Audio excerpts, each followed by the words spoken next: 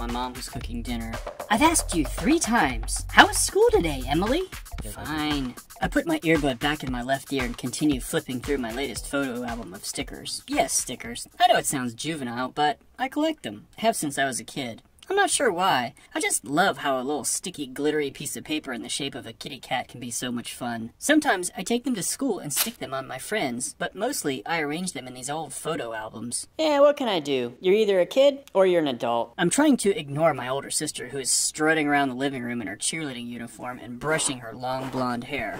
After a few strokes of the brush, she'll take a pause, mumble a few sing-song cheers under her breath while coordinating arm, hip, and dance moves, all followed by a "Go Team!" Her spirited shriek drowns out the tunes planted deeply in my ears, and I glance up and notice her with one hand holding her hairbrush high in the air, with the other hand on her hip, knee bent and butt out, like a figure skater posing after an Olympic performance, right there in the middle of the living room. Should I throw roses? I'm thinking, bravo, Emma. You really captured the crowd's attention. Victory is a sure thing now, but I don't dare speak it out loud because I'm not in the mood for her ruthless jabs about my short curly hair or my blindness to fashion sense. She's such a drama queen.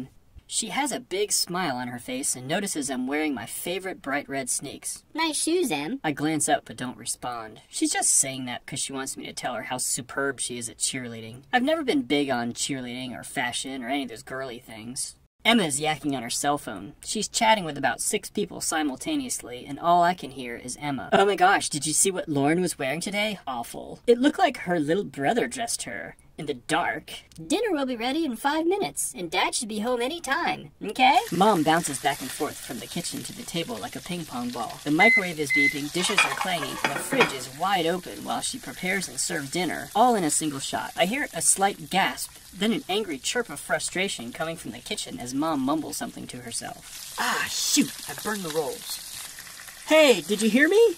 Before Emma and I respond, Dad arrives home. He closes the door behind him and then slinks by us like we're holograms. Pulling the knot out of his tie, he looks defeated. As he heads to his closet, he stares down at the carpet. He's never exactly chipper when he comes home from work, but today he looks like he's gone 12 rounds in the ring and ended up face down on the canvas. Michael, dinner's ready, Mom says to him after he's already disappeared down the hallway. Come on, let's go, girls! Dinner's ready! She adds a point of exclamation to serve as a warning shot that if we don't comply immediately, she'll escalate her table gathering pleads to overt threats and possibly subtle guilt-laden remarks. Although the corners of her mouth tense up to show slight agitation nearly all the time, Mom looks beautiful. She wears her hair in different styles and dresses impeccably. It doesn't matter whether she's at the grocery store, at the day spa where she works, or in the parking lot of her favorite retail boutique shop. Mom attracts stares like a movie star in street clothes. Dad finally gimps to the table and plops down in front of his plate. Emma, Mom, and I all have a mouthful of food when our downtrodden dad confesses. I didn't get the job. Dad has been working as a call center supervisor for an international bank for as long as I can remember. Every day for the past 10 years, he's had the distinct honor of hiring, firing, training, and replacing scores of entry-level customer service employees, as well as being at the doormat end of the phone line when the fuming, angry customers demand to speak with the supervisor.